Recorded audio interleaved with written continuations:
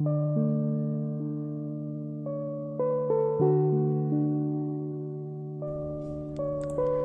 Shanti, it's time. Chop wood, carry water.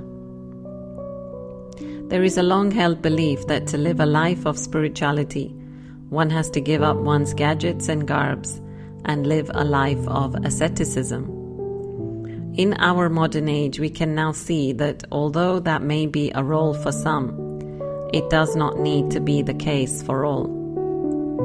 There is a Zen saying, before enlightenment, chop wood, carry water. After enlightenment, chop wood, carry water. In other words, after attaining enlightenment, one will still carry on with daily life and usual chores, but in a transformed, insightful manner. As we continue to raise our consciousness, whilst at the same time continuing to perform actions, we realize that it is not the action in and of itself that is important, but the attention and awareness behind it. We take the actions themselves to a higher plane. Even though it may be the same action as before, it now has more meaning than before. Take, for example, cooking or cleaning the floors. These may seem like mundane tasks that not many would want to do. Yet as we become increasingly spiritual and self-aware, even the act of feeding the body in which the soul dwells is a very great act.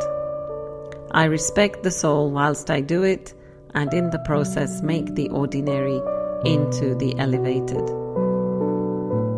And alongside this, doing what I don't like to do breaks the ego. We are humbled by the action. This humbling makes our personality more flexible and supple.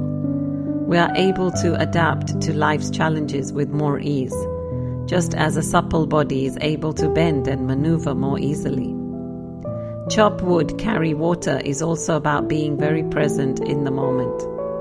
Do not think much about the past or future.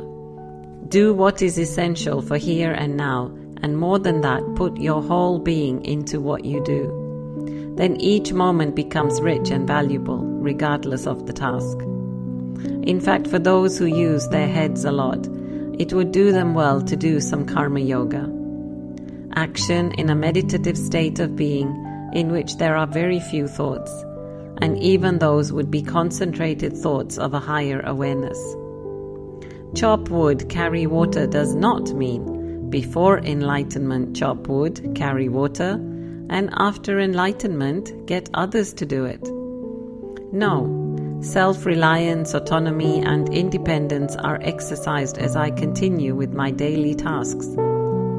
I continue to create good karma on all levels, thoughts, words, and deeds.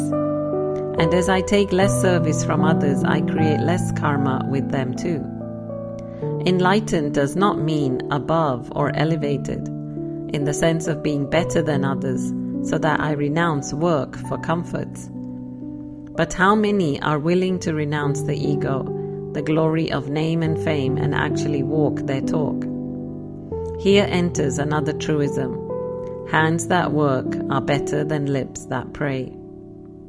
In fact, if you think about it, one should be more actively involved in the world after enlightenment, rather than living in seclusion on a white mountaintop. Enlightenment is not a destination. It is just the beginning of another journey. It is one method of becoming awake to my responsibilities to humankind. It is our duty to share with the world what we know, for one candle to light another and another and another. But for the inner flame to touch and enlighten others, we need to be in the world, even if we are now aware that we are not of this world. It's time. It's time to realize that we can give purpose and meaning to our actions, to stay in the world and yet to be above it, to be humble and to become a guiding light. That it is not what we do, but how we do it. Om Shanti.